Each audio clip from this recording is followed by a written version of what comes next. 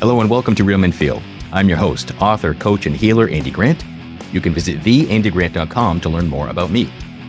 Real Men Feel reminds men that they are human beings and they have the right to experience and express all of their emotions. We have conversations that most men are not having, but that all men can benefit from. My guest today is Justin Nault. Justin Nault is the visionary founder of Personal Evolution Coaching and Clovis, a transformative health movement dedicated to empowering individuals to heal their metabolisms and achieve sustainable wellness through holistic nutrition and lifestyle practices. Justin is also the creator of King vs. Prince, a revolutionary program designed to help men evolve from reactive, ego-driven behaviors into a mature, grounded state known as King energy. We discuss the problems of men living as adolescents, the damage of emotional suppression, powerful tools to improve your life like mirror work, somatic therapy, and radical honesty. Justin also shares his how to stop hiding exercise, one thing he wishes more men knew, and the purpose of life. Let's do it. Welcome to Real Men Feel, Justin. Thank you so much for having me, man. I'm excited to be here. You do a lot of things. So I know you're an entrepreneur, an influencer, a coach, a certified nutrition therapist. You're a sports and fitness enthusiast and nutrition specialist with fitness and nutrition and sports and all these things. But you have a program you call King vs. Prince that really got my attention. And, first of all, being a prince, that sounds pretty cool. So tell me the difference of what it means to you to be a prince versus being a king. Yeah, it's really just a matter of on a spiritual level and a personal development level, are you living as an adolescent or are you living as a mature adult? So what ends up happening in my work is, it's not dependent on age, right? I meet princes who are 55 years old and I meet kings who are 25 years old. It's really just a matter of the direction their life has gone, their own unique experiences, how they were raised, the masculine feminine dynamics that existed within their household, whether they had a father figure who was a king or a prince, And I mean, I say unfortunately, but everything is perfect and the universe is existing exactly as it should. But right now we have a plethora of full-grown men that are princes. And honestly, it's really by no fault of their own. It's just the lack of example that has been set. Okay. So the developing to a prince, or is every young boy a prince automatically, or is there some progression to reach prince energy to begin with? But then we're meant to keep going? Yeah, for sure. And I mean, it's tricky because, I, like most people, I came up in the public education system. Like I went to preschool and then I went to kindergarten and straight through public school. And then I ended up going to college and doing the whole college thing and all that. And there's just so much programming that is authority based, right? A lot of this is based on the perception of authority. So what ends up happening is our whole lives, we're raised by a quote unquote authority. When you're first born, it's your parents, and then it may be the preschool teacher or a babysitter or your aunts and uncles or grandma, grandpa, whoever. And we really live in a society where we hear these terms like big boys don't cry, stop crying or I'll give you something to cry about, or even girls now. It's like, well, you're a big girl and you can do whatever the boys do and big girls don't cry, and all this messaging that our emotional experience is unacceptable and needs to be suppressed. The fastest way to create a prince is to teach them that some of their emotions are bad and some of their emotions are good. Because the distinct feature, the difference between a king and a prince, especially in romantic relationship as an adult, is your capacity to accept your partner's emotional experience without labeling it good, bad, right, wrong, or needing to fix it, right? The very cliche thing, men try to fix their women's problems when the woman just wants to be heard. We were all raised as children, and the authority figures in our lives taught us that some emotions are good and some emotions are bad, which leads to Jungian depth psychology of the things that get you more love end up in your ego, the things that get you less love end up in your shadow. So emotions end up this really shadowy thing. And what you end up with is very fragile men who are very uncomfortable with emotional experiences. And that's really the distinguishing factor to me between a king and a prince. Can a king stand in his own emotional experience and understand that another person's emotional experience has nothing to do with him? Even if they're mad at him, it has nothing to do with them. It's their own emotional experience. Can I hold my partner, my fiance, right? Can I hold her in her emotional experience without thinking that it says something about me or it has to do with my ego or I've done something wrong or I'm bad? It's a fragility of an adolescent way of being in your own mind. does an adult man living in the Prince energy, I imagine it must take some level of awareness. I am, are some princes just, this is life and I'm fine with it and I'm not looking to change, whereas others are kind of aware of their own struggle? Yeah, absolutely. I mean, for me, right, I was a professional musician for 15 years. And I did 300 shows a year. I had a network reality TV show by the time I was 25 years old. I mean, I was literally a guy getting panties thrown at him on stage, in my early 20s. And as a result of that, it's almost like the way like porn impacts men now is it's like if things like that are too easy and don't require any amount of like pursuit or understanding the complexities of the feminine or anything, when things come too easily, you end up in this sort of fragile place. So for me, I thought I was very masculine. I'm the rock star. I'm Mr. Rock and Roll. Girls want me. Everything's amazing. And I was also like, I come from a very violent place. There was a lot of like tough guyness in my experience, which is why I got into martial arts and jujitsu and all these things. But it was that too. It was like, I'm a tough guy. I'm a rock star up on stage. I get all the ladies. I must be masculine. Or like men love to say in a man in that position, like you're living the dream, But I actually was deeply unfulfilled in that. And I ended up, quite sad in the position, quite burnt out.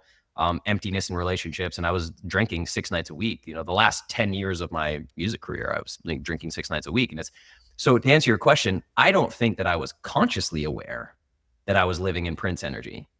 But when I really took a step back and looked at the way my life was going, I didn't like what I saw. And I kind of saw the writing on the wall that this wasn't going to go good. So I think that the people that are living in their Prince energy and are unaware of it tend to sort of settle into a status quo sort of mediocrity.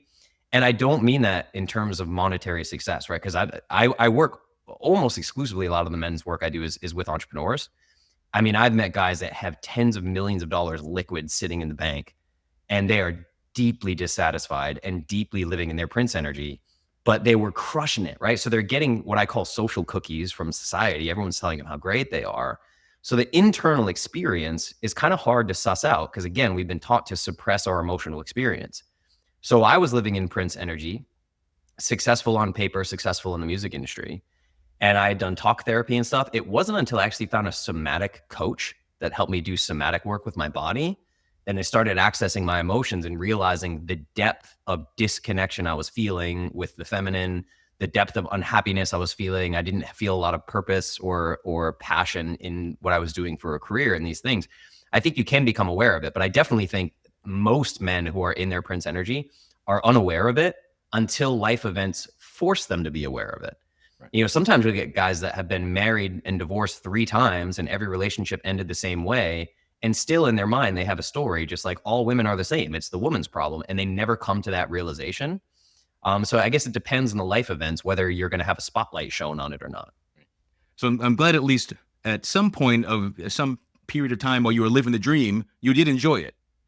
For sure. Right. The first few years of my 20s, I'm living in Nashville, Tennessee, in one of the most popular bars. And then when I got the reality TV show, I was on ABC. I was 25 years old, getting flown out to Vegas and LA and stuff. And I'm like, what is happening? It was crazy. But I mean, yeah, it was an amazing experience. Yeah, I'm very grateful for it. Cool. So then what happened in your life to make you step back and say, I need to develop my own masculinity or whatever you called it at that point, knowing something needed to change? Yeah, a few things. I mean, one, I had 3 relationships. I use the term 3, married and divorced 3 times. For me, it was just committed romantic relationships.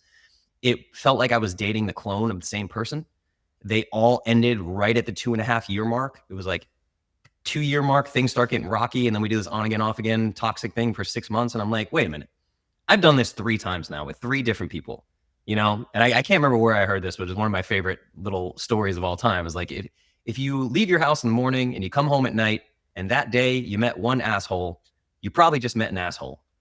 But if you go out every day and every single person you meet is an asshole, you're the asshole, So at some point I had to look at this. The common denominator here appears to be me. And I can't just keep telling this story that all women are the same. So that happened. I was getting pretty burnt out with the music industry. This was about 3-4 years after I'd done reality TV, which was kind of a hellish experience, honestly. And then I was always very, very into fitness, not so much into nutrition, but I was a boxer. I did every form of CrossFit, jiu-jitsu, every form of fitness you can imagine, but I didn't know much about nutrition. And this is kind of a sidebar here, but my niece was born terminally disabled. She was having over 300 seizures a day. and she got put on a ketogenic diet. She was put in the pediatric ICU. They installed a G tube in her stomach and feed her through a G tube. That was how I learned about the ketogenic diet and sort of, one, the horrors of mainstream medical system, and two, the power of nutrition. Like, wait, you put kids on a keto diet and you can stop their seizures. There's way more to nutrition than six-pack abs. Clearly, what is this? And that was when I went into the depth of study. I started studying biochemistry, biology, human metabolism as much as I could to learn about these things. And through that, it forced me to look at my music career. And I'm like, I'm drunk 6 nights a week, and I'm helping other people get hammered drunk and forget about life for a while, as they say in the Piano Man song, right? And I'm part of this kind of toxic thing, and I'm going to bed at 6 o'clock in the morning. I'm on stage till 3 a.m. Like, what is this thing? And I'm feeling quite unfulfilled. And at this point I was single, and my romantic relationships had failed. So I just started like really looking around and what's happening here. And I was talking to a talk therapist at the time, but I felt like talk therapy was just like, okay, yeah, we talked about my mom and my dad, my childhood thing. I have a lot of awareness.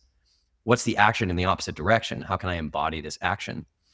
And I'm certainly not saying this is right for everyone, or everyone should do this, or anyone should take my journey. But I ended up researching for about 1.5 years before I did this. But I went down to Peru and I had my first psychedelic experience, which was 4 ayahuasca ceremonies in the jungle over 8 days. And that was transformative for me. And I came back and I was kind of able to see my own BS in the mirror of like, oh, turns out it's always been me. And I just started rethinking, how do I want my life to look? How do I want my health to be? You know, do I want to be going to bed at 6 a.m. 20 years from now? Am I going to stay in this music industry? And I also was very fortunate at that time to end up spending some time with some of the biggest 90s bands to ever exist: Tonic, Goo Goo Dolls, Collective Soul, Third Eye Blind, meeting all these guys. And the stories of them, you know, at this point, they're now like all in their mid 50s. And I got to learn their stories of failed marriages and alcohol abuse. And they're still on the road all the time and all this stuff. And everything came together. It was like the universe handed me this gift of like, hey man, here's the writing on the wall. This is what it's like. I got to look in a crystal ball. Yeah. Like some of these guys were #1 songs for 2 years on the radio, selling out stadiums, making tens of millions of dollars. And I'm seeing them like at a county fair playing for 200 people and like living in a tour bus. And I was like, oh, okay. And so just everything came together all at once. And I heavily started focusing not just on nutrition and fitness, but real health and happiness. How do I achieve that? That's amazing. So, well, first I want to ask, how is your niece now? How was her story turn out? Yeah, it's the most common question I get. I actually ended up making a baby formula for her because I found out the one they were giving her in the hospital was toxic. It was full of seed oils and artificial ingredients and stuff. So I made a baby formula for her in my kitchen out of paleo superfoods. And then I ended up adding much collagen protein to it and selling it to CrossFitters. And that's how I got into e-commerce and started selling physical products. But Savannah's life expectancy was less than 3 years. She's deemed terminally disabled. We eventually found out it was something called KCNQ2. She was one of 96 living cases in the world at the time. And only one had ever lived into adulthood. So Savannah is now 10, which is like astonishing. I mean, she's more than tripled her life expectancy. Unfortunately, they have a nurse that lives in their home 50 hours a week and takes care of her. She's in a wheelchair. There's no brain function. She doesn't really know her name or anything. Her eyes kind of dart around. She's still fed through a G tube. So she's here, she's existing, you know, but it's a pretty tough experience to witness. Yeah, I can't imagine seeing a loved one go through something like that. For Savannah or her parents and the entire family. So yeah. Good for you for turning a tragedy into a blessing for your personal path, and then how much you've impacted other people too. Yeah, thank you. I love to say there is a silver lining in it. It's like, I mean, I hate that she's gone through this, but she is directly responsible for, I mean, millions of people learning about their metabolisms. Yeah. Yeah. Great. So, I mean, she's a teacher. Yeah, absolutely. Right. Absolutely. Yeah. So to get back to the Prince versus King, besides the emotional stuffing that most men are taught, is there another common issue or something that needs to be healed between the most men you see between Prince and King? For sure. The biggest thing, the core principle of everything that I teach, that is the most important thing, even beyond the emotional intelligence, is living a philosophy of radical honesty in every moment. And what I mean by that is that the best visual I can give somebody for encompassing Prince energy is there's a mom, and a mom is in the kitchen, and she just baked a lovely chocolate cake, and it's sitting on the island, and the telephone rings, and she's got to take a call. She's got to go upstairs for some reason, and she says to little Johnny, right? He's 5 years old, little boy. She says, "I got to go upstairs. Don't touch the cake." Comes back down 20 minutes later. The kid's face is full of cake. There's cake all over his hands. There's chocolate on the walls. The cake is gone. The mom looks at the son and says, "Did you eat the chocolate cake?" And he looks her dead in the eyes and says, "No." That's Prince energy. It's a fear of loss of love. It is a suppressing of the emotional experience, but it is also intentional hiding of self. So one of the very first things I do with men that work with me is an exercise called How to Stop Hiding. And we actually map this out over about 2 weeks. And I try to just put it in their awareness. And we're writing down, and there's all these prompts that walk them through it and give them very detailed step-by-step, here's how to get your brain thinking in this direction. But we're looking for every nook and cranny in your life where you're either outright lying or withholding, which is simply not telling the whole truth because you're afraid to hurt someone else's feelings, or you're afraid somebody won't accept you or whatever. And we don't realize how programmed this is in us in society. You know, like if my dog just died and I'm having a terrible day and I go to Starbucks and the barista's like, "Hey, how you doing?" Almost guaranteed I'm gonna be like, "Great, how are you?" You know, we don't understand. And it seems so silly. People are like, "Oh, come on, dude. Like, I'm not gonna be honest with the barista or whatever." I'm like, but imagining what your life would be like if you were capable of saying like, "You know what, man, I'm having a really tough one, having a tough day. Thank you for asking. I appreciate it. I really hope you're doing well. I'd like to just place my order." Like, there's something to that. And for anyone listening to this, like when I say that and I act that out for you, I get goosebumps, because our whole lives we are taught to do the exact opposite. And then you get into dating and Tinder and social media, just always putting your best face forward, right? You got to look the best. You got to sound the best. Every rom-com you ever watch on TV is only funny and only exists because of the dishonesty riddled throughout the entire script of people just lying and hiding from one another and causing all these problems. So when you graduate into King energy, just fair warning, it's way less fun to watch TV and movies. You're like, this is stupid. Why don't they just tell each other the truth? This whole movie would be over in 5 minutes, you know? But that's the biggest thing is dishonesty is a happiness killer. Is King versus Prince, is this online? Is it a group? Is it one-on-one? Is it in person? How are the logistics of this program? Yeah, King versus Prince actually started as an online course that still exists, which was helping men raise their testosterone levels naturally with no substances. And it was a way for me to kind of Trojan horse them of like, you're living in this misaligned way that is really problematic. And once we get you to a place of more self-love and self-acceptance, then you'll make better decisions to make your health and wellness better. That still exists as a product, as an offering, an online course. King versus Prince right now is directly one-on-one with me. And is it in person or virtual or both? Both. If I have clients that are here in Austin, which is great, and I have specific locations that we meet up at in Austin, and then anyone who wants to do coaching remotely, we just do it over Zoom.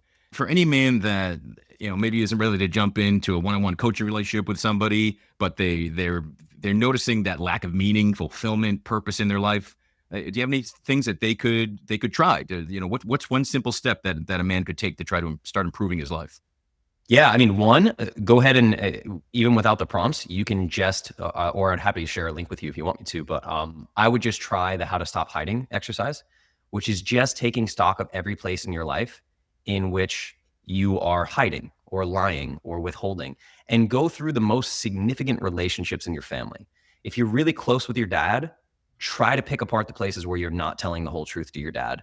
If you're really close with your brother, your coworker, your boss, your romantic partner, whoever it is, the people that you really see the most and you care about the relationship more than anything, those are the best places to start, because it's usually where you'll find the most safety, where these are people you can actually go back to and say, "Hey, listen, 6 months ago, I told you this thing and it wasn't true. And I'm sorry. And I was really scared. And here's where I was coming from. And I hope you can forgive me."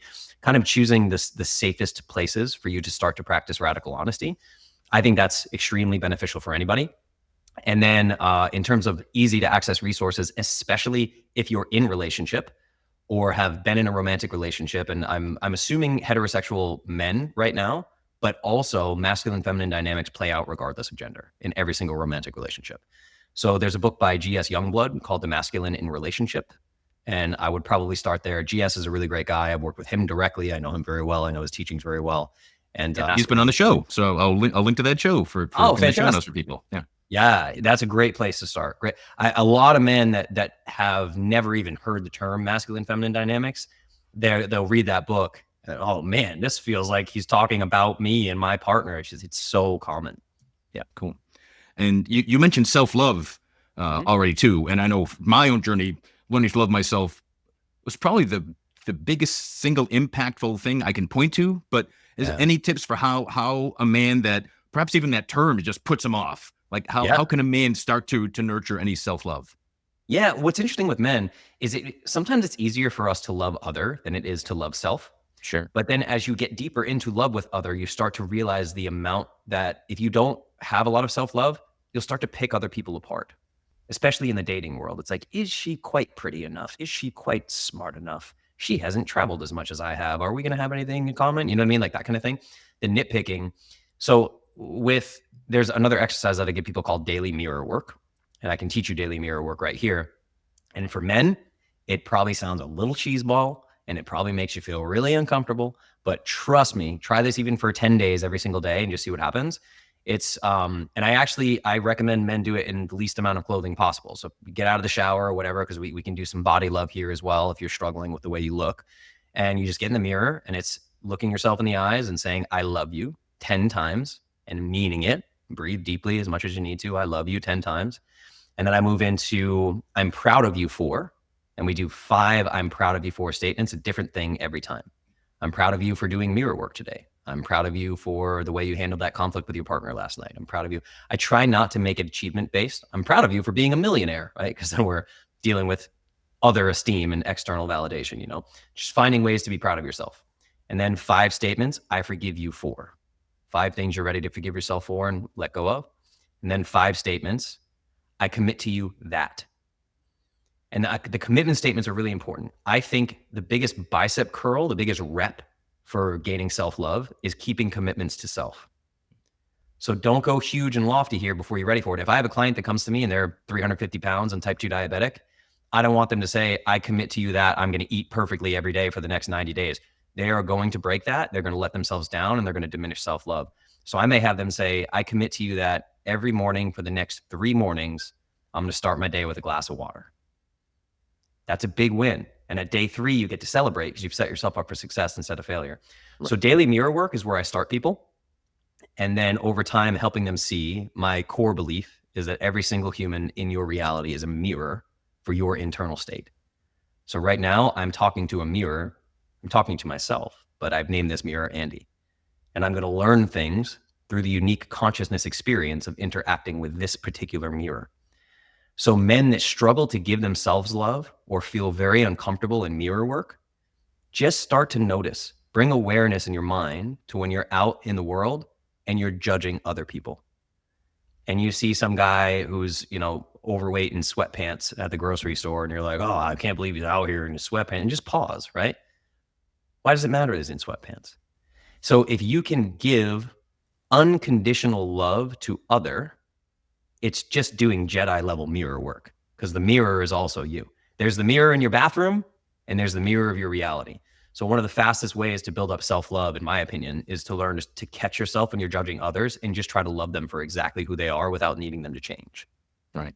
Yeah. And especially in relationships, nobody, man or woman, human being, we can't love someone else fully if we don't love ourselves. We can't give away something we don't have.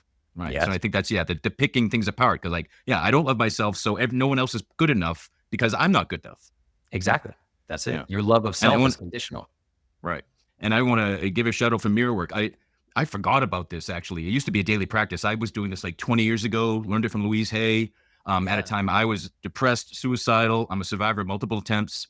I could not even hold my eyes. I couldn't look myself in the face. Like I've never, oh my God, I don't want to look at me. I'm awful. So if anyone wants to try this, if you hit that much resistance, it's okay, right? To get to the place where I could say, I love you, Andy, I had to first hate I looked at myself and vented and said, "You fucking suck. You're an asshole. You do everything wrong." And until I'm bawling. And then I could say, "I love you. I get it. I've released that." So it's a radical twist on what you're talking about. But again, if you feel drawn to ripping yourself apart, go there so that you can get through it. Like, don't make it a practice of disparaging yourself in the mirror every day. But if that's the sort of roadblock someone hits, I just want, like, that's what I hit. So it's okay. Oh, 100%. I love that you went there, because I had done talk therapy for about 5 years. And around that time I had found psychedelics and stuff, but it was when I found a coach that taught me somatic work, which is really what you're talking about. I had my first somatic session with him and I cried so hard, and he got me there through the side door of rage. He's like, "Hey man, you're a big tough guy. You're, out here deadlifting and doing jujitsu. So like, you're very comfortable with rage." And he just had me go through this whole process of rage and smashing pillows and screaming.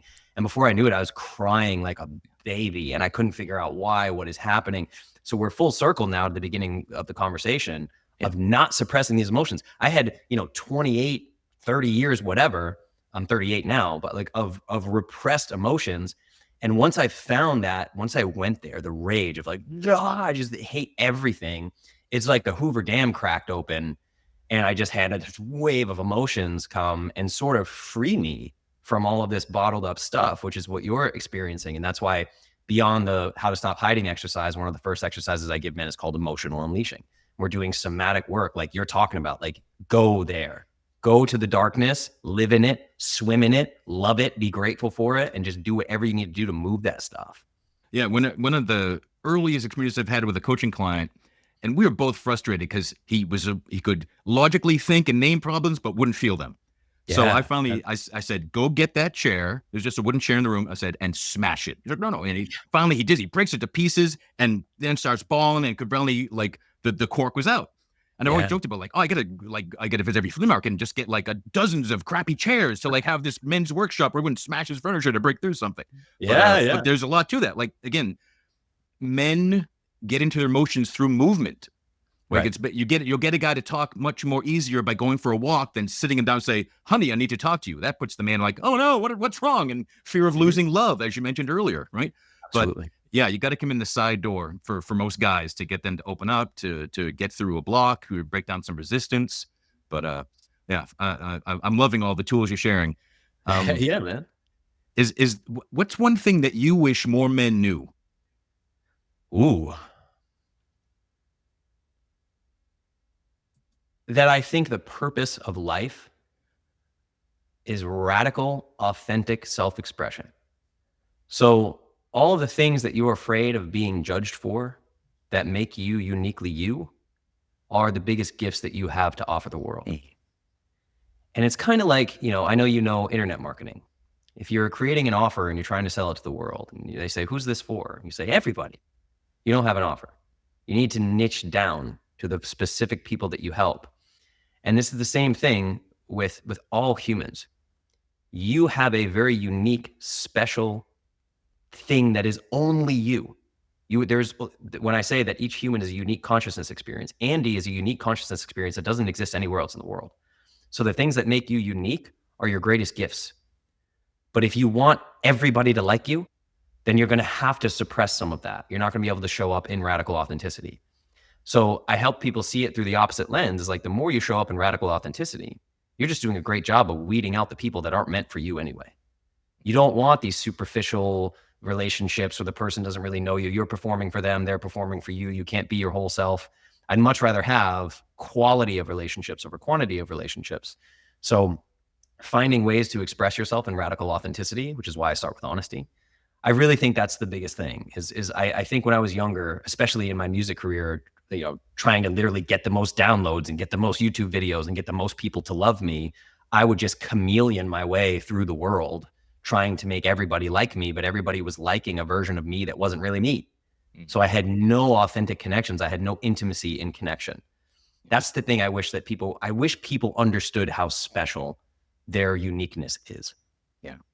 Yeah. So all of your various masks had friends, but you didn't. Justin didn't. Yeah. 100%. And again, a vouch for everything you're sharing here. Growing up, everything I thought was a weakness and a curse and something horrible about me has proven to be a gift, a strength, something I use, and something like other people applaud me for. I'm like, really? Like, just for being emotional, for being vulnerable. Like I am the guy that will tell the barista, yeah, my dog just died. It's like, today sucks, and we'll bawl in public. And part of the name of the show, Real Men Feel, was like, imagine that, we come to a time when we see a man in public sobbing and you go, look at that brave guy. Wow. So cool. As opposed to, look at that pussy over there. Right. Which is still what it kind of is today for most people, I think. But dude, I love that vision. I love that you said that. I'm like, yeah, that's the world I want to live in. And it's funny too, because I went so deep down the rabbit hole. I grew up watching Arnold Schwarzenegger and Sylvester Stallone. I was born in '86, started lifting weights when I was 15. I wanted to be a boxer. Became a boxer when I was 18. I'm a purple belt in jiu-jitsu. I did militia training. I did CrossFit, Olympic lifting. I learned kettlebells from Strong First and Pavel Tsatsouline. Like every tough guy thing you can think of, I've done it. And so now when I'm talking to men, I find that the men with the least amount of training in those places are actually the most fragile and want to fight the most and want to prove themselves the most. And I'm like, listen, man, I can kill some people with my bare hands 100%. And I will also cry my eyes out in public. I don't care who's around. If I need to feel, I'm going to feel. And why does it have to be binary? Why is one of those things tough and masculine and one of those things is weak and feminine? We need to literally rewrite the definition of what we think masculinity is, because I believe that kings cry. Sure.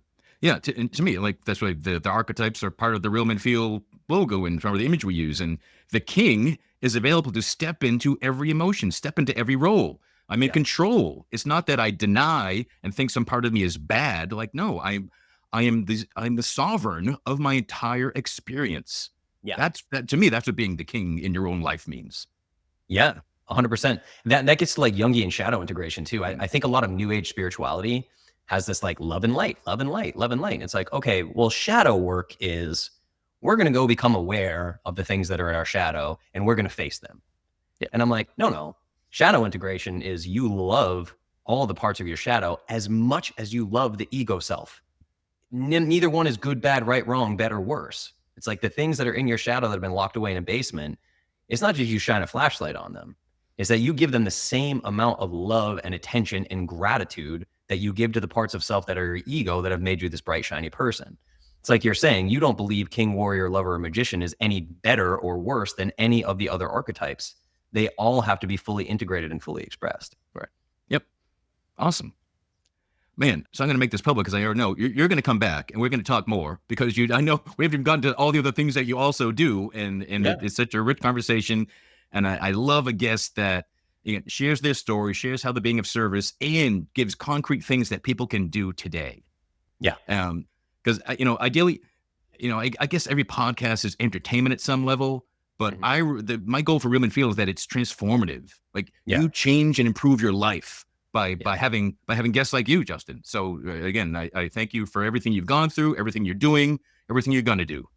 Yeah, man, I thank you for the opportunity to be here. This is great. I love this conversation. Cool. So what is the best way for people to find out more about you and how to tap into your programs and learn about all the other things you're up to? Sure. Yeah, the best way is always through social media for me. And it's just my first and last name, Justin Nault, Nault. Justin Nault Official is my handle everywhere. TikTok, Instagram, YouTube, all the places. And it's me everywhere. I run all those social accounts. If you DM me, you're going to be chatting with me.